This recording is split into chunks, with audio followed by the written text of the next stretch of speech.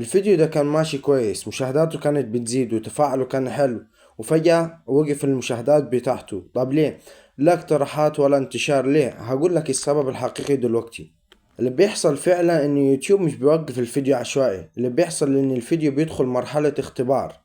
السبب اللي بيخلي الفيديو يوقف لو الناس دخلت وخرجت بدري، حتى لو مشاهدات كانت بتزيد، اليوتيوب يقلل الانتشار مؤقتا، بعد كده بيرجع يشغل الانتشار تاني. أهم الحقيقة اللي هقولها لكم دلوقتي، الفيديو مش بيموت، هو بس بيتشال من الاختبار. هل ممكن الفيديو يرجع تاني؟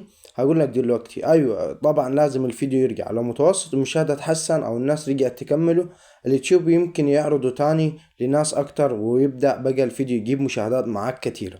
الخلاصة هنا، وقفان الفيديو مش فشل، الفشل إنك توقف تنزيل فيديوهات خالص.